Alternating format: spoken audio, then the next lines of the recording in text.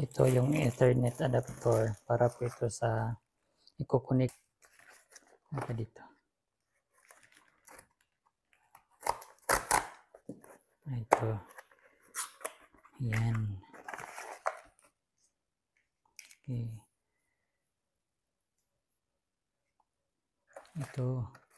Ito lang yung Ethernet adapter. Ano ba ito? Dito. Okay, so ayan yung itsura niya.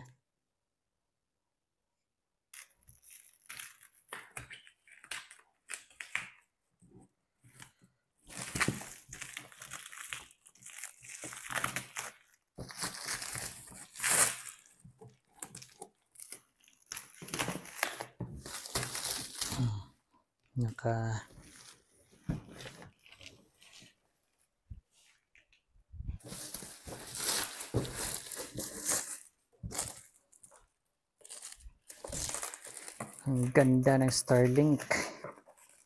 Mga ka-idol, bumili po tayo nito dahil wala pong tower dito sa atin. Hindi makaka-receive po ng text at saka tawag.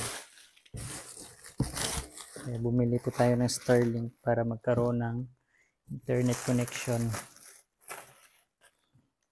Ayan, ang ganda.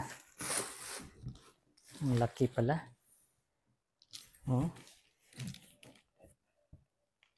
Yung karton niya ganito kataas.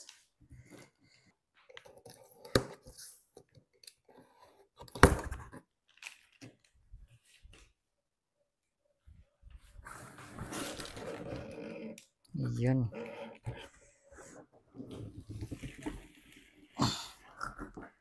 Starlink. Parang nalagyan ng itlog ah.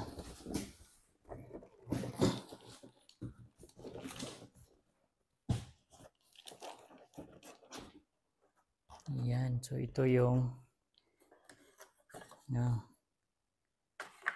okay, ang bigat. Pulido talaga yun. Ito yung dish. Ayan. Talagang ang laki. Brand new po ito, mga ka-idol.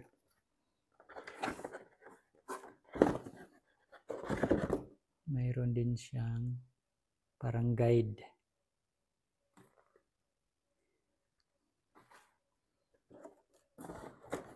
Ito mahaba. Okay, mahaba yung wire niya. Then ito yung kanyang modem. Bigat. Ito yung kanyang power adapter. Ang ating Ethernet adapter, in-order po natin ito ng magkaiba. Magkahiwalay sila. Pero kasabay po silang dumating ng ating Starlink kit. So yung nasa loob po ng box ito, wire papuntang dish. So mataas yung wire niya. Hindi ko alam pa, hindi ako sure pero parang 10 meters po ito. Tapos ito, power adapter. Galing ata ito sa kanyang modem. Ito po yung modem niya. Yan. Ganda. Tapos ito yung kanyang stand. Laki. So brand new po ito, mga ka-idol. So ito, yan yung pag-unbox natin ng brand new na Starlink.